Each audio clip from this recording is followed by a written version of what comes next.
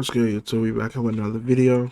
Saying today we have disturbing Reddit stories that actually were true. I love Reddit stories. I listen to them all the time. Let's see what Visual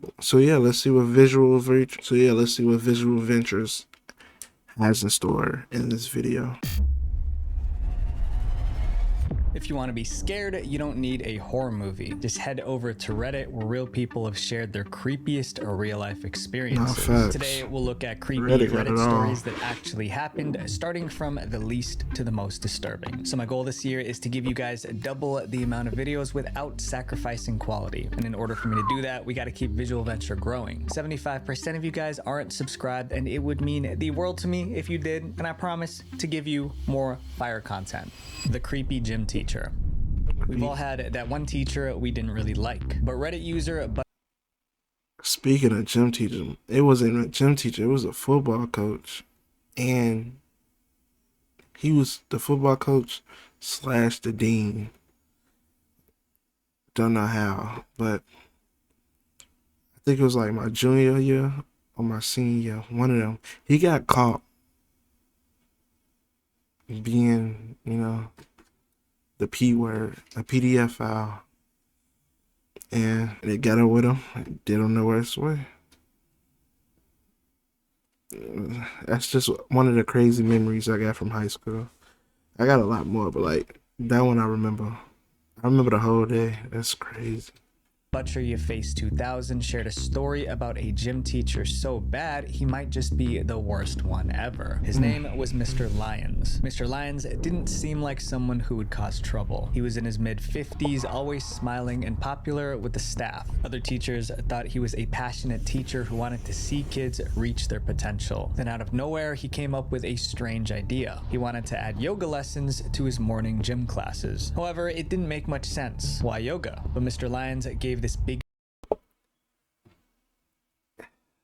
Yoga?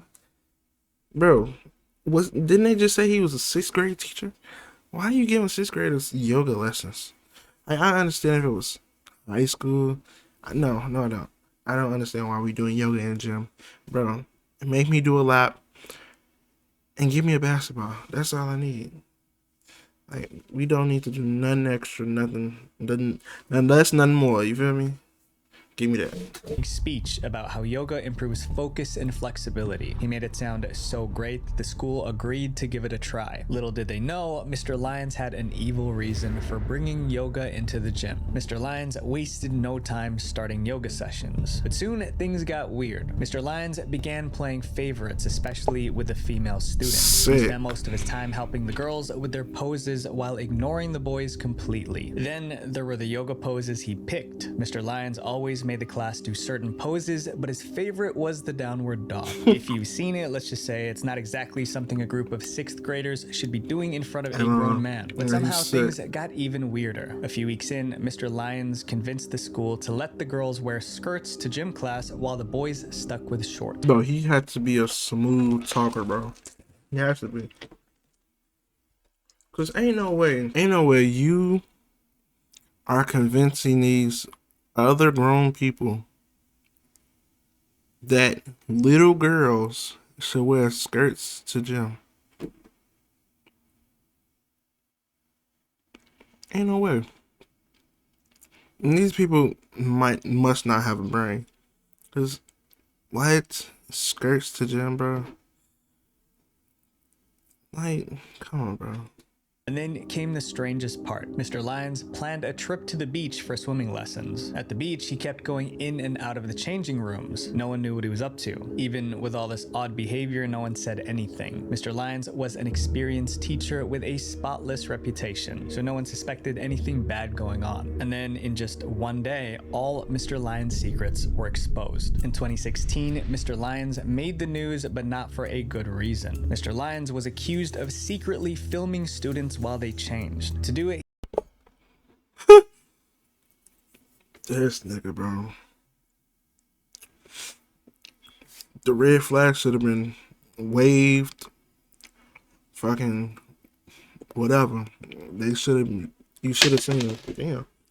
They should have seen him when he asked for skirts. Well, red flag should have been fucking scene when he asked about yoga for sixth graders. No, like, He allegedly used a hidden camera on a pen. At first, people didn't believe where it. the fuck How you could find a someone like pen with a Mr. camera Lyons do on it? something so awful? But then he confessed, and his confession revealed even more disturbing secrets. The yoga lessons weren't about helping his students. Mr. Lyons kept the hidden camera pen in his pocket, recording the students while Wow. pretending to help them with their poses. He was doing the same at the beach, but Mr. Lyons wasn't keeping the videos for himself. He was selling the Oh, footage that's on the sick. dark web to make money. This was Sick absolutely insane. Eventually, the police caught on to what he was doing. They arrested Mr. Lyons and put an end to his crimes. Thank While the you. exact court verdict is unclear, one thing is certain: Mr. Lyons didn't get away with it. This next experience can't be Sick explained word. logically, and that's what makes it creepy. The dream that came true. Some people believe that dreams can predict the future. This one Reddit user can. explained how a dream predicted when her dad would pass away. Let's call the person who posted this story Julia. When Julia was 16, Julia, I will never make a fool of you.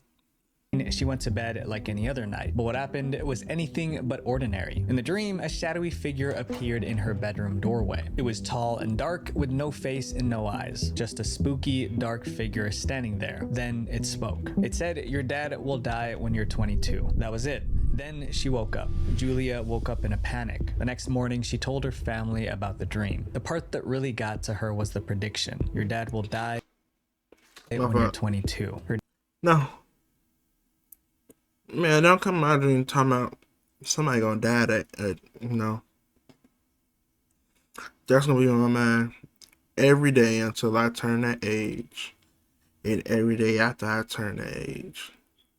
I would be so fucked up off that damn dream. I don't think I probably died before the age that was spoken. I died off of exhaustion. I wouldn't be able to go back to sleep after that. Because I don't need no more dreams talking about this person gonna die or this person gonna die. Or just everybody in my family gonna die at a certain age. Like, bro, I don't need that on my, yeah. dad tried to calm her down. His exact words were, "Don't worry about it. Now that you've told me, there's no way it'll happen." He promised to be extra careful, but some promises are impossible to keep. When Julia turned 22, her father passed away in a tragic accident, just like the shadowy figure predicted. She didn't share the details of the accident on Reddit, but she said their final words to each other were, "I love you," just 3 hours before he passed away. This next case also feels supernatural, but with a shocking twist. I'm not alone. This Reddit story is about a woman who had a terrifying experience inside her own home. We'll call Bro, when I move out and I live my own home or whatever, I start having paranormal things happen in my house. God forbid, but if that does happen, I don't know what I'll do, to be honest. Like, it's literally just me in the crib. Like, what do you do in that situation?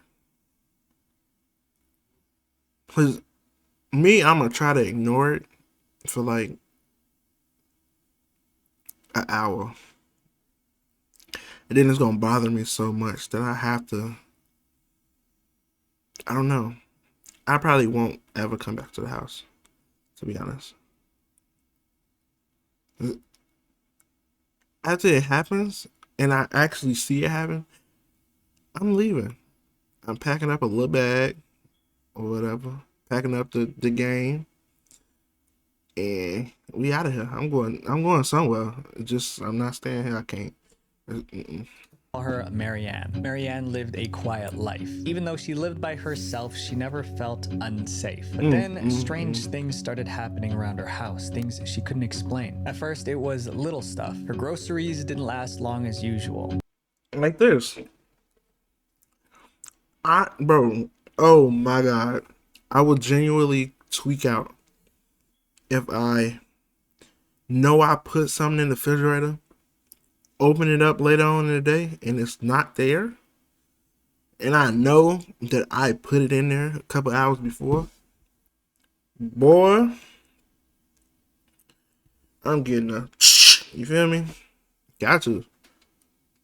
Whoever in this house, show yourself or you're getting shot through a wall.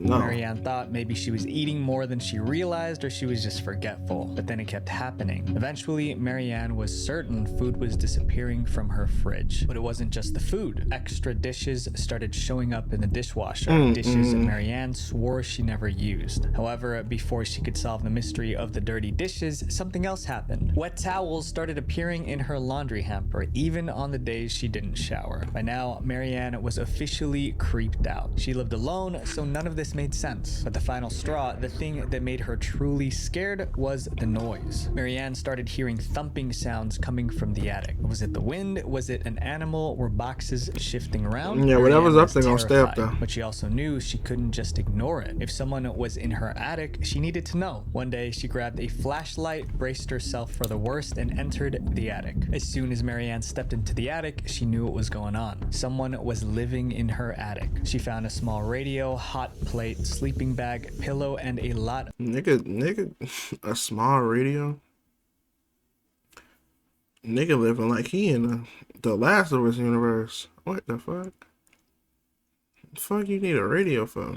Of food wrappers, but whoever it was, they weren't there at the time. Marianne called the police immediately. She told them everything about the missing food, the extra dishes, the wet towels, and now the person living in the attic. The police took her seriously. They figured the intruder wasn't using the front door and was probably climbing in and out through the attic window. They decided to stake out the house, waiting for the person to come back. It didn't take long. The same day, they spotted a man climbing a tree, trying to get into the attic window. The cops grabbed him before he could escape. When the police questioned him, the man admitted everything. Apparently, this was his daily routine. He would wait for her to go to work, then go downstairs and help himself to food and amenities. When Marianne got home, he would either retreat to the attic or slip out of the house. It was a perfect routine until he got caught. The mystery was solved, but the Nigga, what? Just imagine somebody living in your house you know nothing about. And they doing it so well that you don't even peep until like recently, like, or you don't even peep it. Like, damn, I probably, and you just blame it on yourself. Psst, bro. After everything is solved and done for, I don't know what I do afterward. I couldn't go on with life like it used to be. Because I'd be so paranoid that somebody is in the house 24/7 with me. I'd be so scared, bro. I'd just be so, I don't know. The story wasn't over yet. After seeing the man in person, Marianne felt a wave of compassion. The guy was actually really respectful, just down on his luck. Instead of pressing charges, Marianne decided to help. She let him move in, helped him get a job, and he lived in the attic until he got back on his feet. Most people wouldn't do what Marianne did, but her kindness turned a creepy story into something heartwarming. But this next story didn't have a... She way better than me. I would have hit the road, Jack.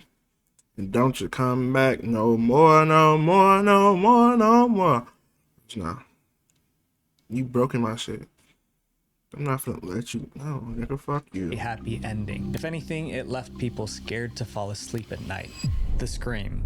Around 2022, a question went viral on Reddit. It asked, "Night owls, what's the creepiest thing you heard at night?" One reply stood out from the rest. Let's call the guy in this story Ryan. One night, Ryan was home alone with his dog. He got into bed and started to fall asleep when a strange noise woke him up. Someone was screaming in the distance. It wasn't loud at first, so he brushed it off. There were a lot of kids in the neighborhood, so he figured it probably was just them playing. But 10 minutes later, the screaming came again. This time, it was louder. Another 10 minutes passed, and there it was again, getting closer now. His dog started growling in the distance of the sound. Although the doors were locked, Ryan felt unsafe in his own home. Something was wrong. He could feel it. The next time the screaming came, it was deafening, like it was right outside his window. His dog went wild, barking and scratching at the glass. Ryan was so terrified that he hid under his blankets. When the screaming finally stopped, Ryan forced himself to look out of the window, but there was no one there. His front yard was empty and silent. But the silence didn't last. Out of nowhere, several police cars pulled into the neighborhood. Officers jumped out and started searching the area with flashlights. So everybody else heard Ryan it. didn't know what they were looking for, but it was clear this wasn't just a random patrol.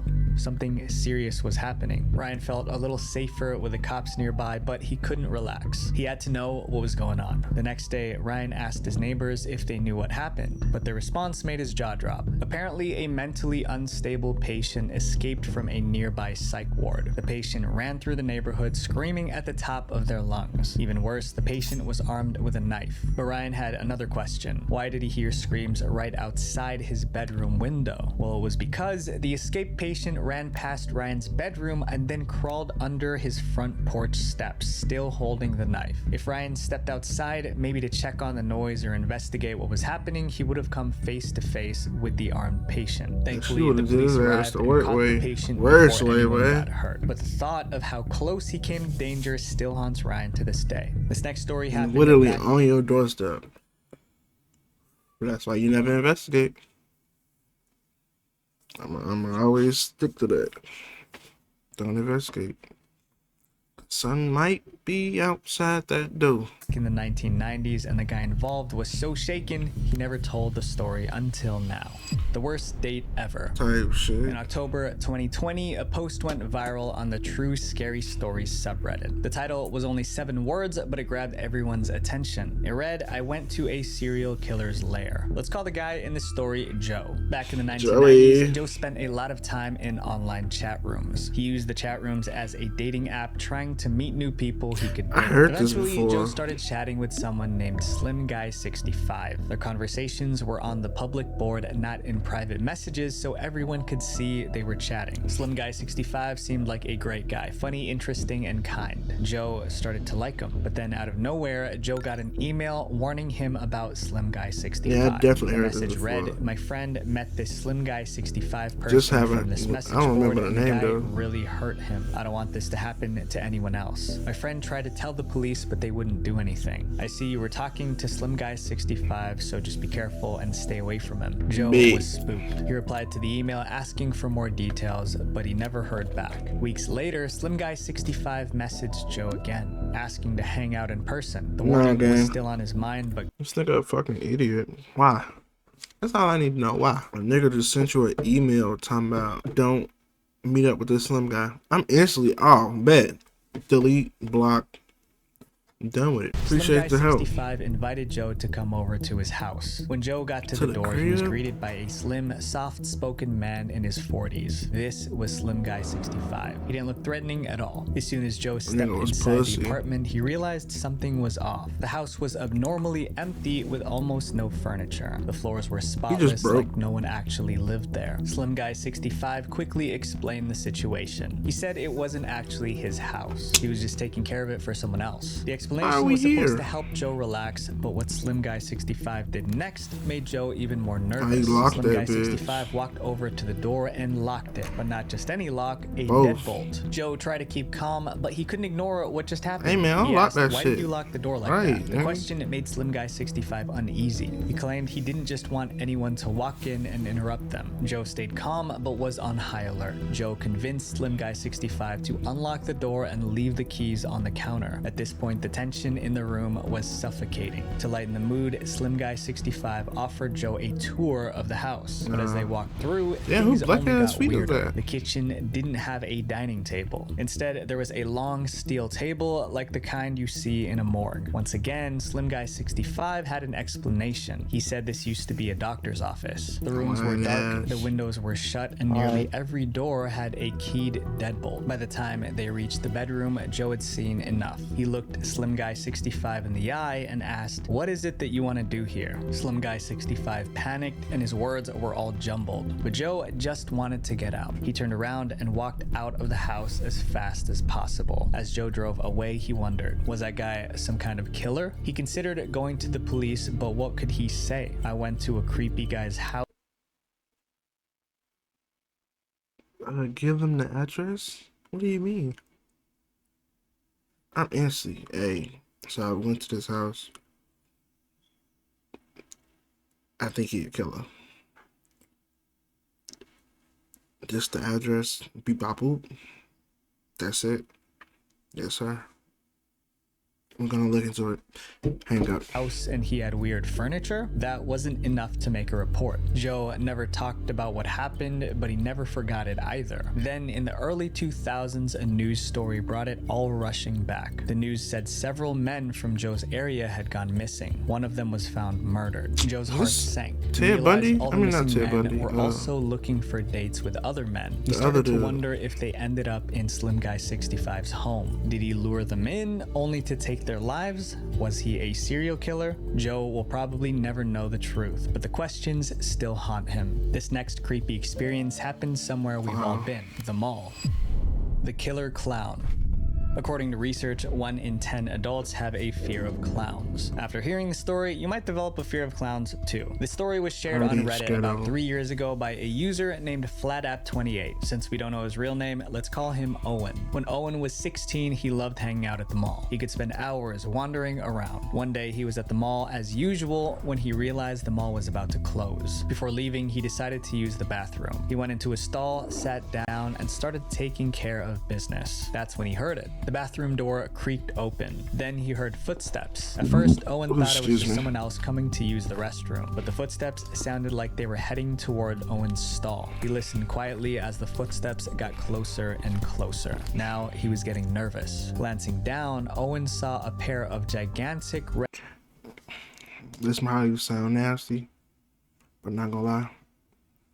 If somebody walk in the bathroom and they stand in front of my stall like it's that one scary YouTube video from I can't remember the name. Y'all know the tall dude. He kept disappearing every time she looked. Whatever. And she got photoed. Yeah. Not gonna lie. If I see somebody standing outside the stall, I'm digging in the toilet. And I'm gripping that shit. Not gonna bow. Grabbing what's in the toilet. And I'm using it as a weapon. I said what I said, bro. Don't care.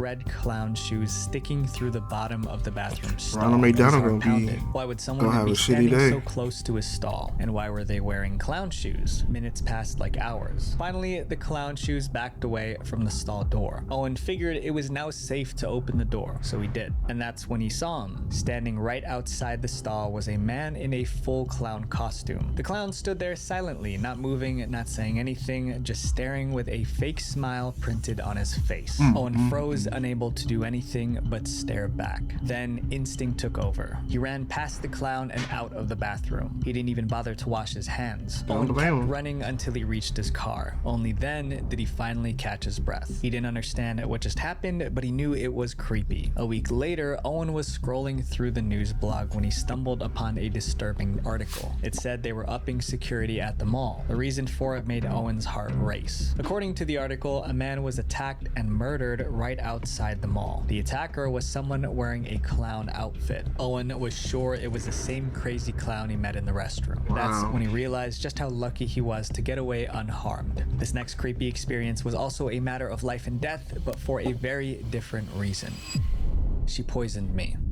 The story is about a boy named Ethan who says a witch tried to kill him when he was 6. Here's how it happened. When Ethan was 6, he lived with his parents in a rundown apartment complex. The neighbors got along. Then Mrs. Fitch moved in next door and the trouble started right away. For some reason, Mrs. Fitch clearly didn't like Ethan, and Ethan sound didn't like like a her witch. either. He said he felt an evil presence around her. Every weekend when Ethan rode his bike with the other kids, Mrs. Fitch would stand in her doorway glaring at him. She would mutter things under her breath like she was insulting him. No matter where Ethan went, she Bro, I don't understand grown folks having beef with kids. Hey, bro, I don't belong to you, so why are you getting mad at me? Now I get if the kid is annoying and doing annoying things, but like, most of the time kids don't be doing shit. They just be living life, breathing air. Shout out Miranda Cosgrove. But like, them niggas don't be doing nothing. They just be chilling, being kids, and then them older niggas be like, just be messing with the kids. I just don't understand it. He always seemed to be nearby watching. Then strange stuff started happening. Now, I can't verify this, but according to Ethan's story, at night, Ethan's rocking horse would move on its own. Dolls around the house would open and close their eyes. There were strange knocking sounds coming from inside the walls. Ethan couldn't shake the feeling that Mrs. Fitch was behind these creepy experiences. One evening, Ethan and his mom got locked out of their apartment. His mom knocked on Mrs. Fitch's door to ask if she could borrow her phone to call for a spare key. But when they stepped inside Mrs. Fitch's apartment, they were creeped out by what they saw. Mrs. Fitch's walls were covered with multiple upside down crosses and No, we ain't going no farther. Once we see a cross that's upside down, you know what? I don't even need the phone anymore. Have a good day, Miss Fitch. Because I have nothing else to talk. Like, I don't need nothing else from you. I'm good. I don't even want to use your phone no more. I don't need nothing coming with me when I leave this crib. I'm good. strange looking masks with horns. Shelves were crammed with bottles of strange powders and lit candles were scattered everywhere. It seemed like Mrs. Fitch was practicing dark magic. Ethan's mom quickly made the call and they got out as fast as they could. A few days later, things went from weird to deadly. One day, Mrs. Fitch suddenly offered Ethan some candy. While it was a woman who disliked him suddenly being nice to him. It didn't feel right, so Ethan refused the candy. Later that same day, a little girl at the playground handed Ethan a piece of candy. Not thinking much of it, he ate it. Within an hour, Ethan started to feel sick. He broke out in a high fever, his skin turned pale, and he was drenched in cold sweat. His parents rushed him to the hospital, but the doctors couldn't figure out what was wrong. Ethan's family was confused and desperate, so they decided to try something different. They called a priest, gathered in a circle, and started praying over Ethan. They also gave Ethan some holy oil to drink while they prayed. What happened next was straight out of a horror movie. Ethan threw up thick black sludge. It was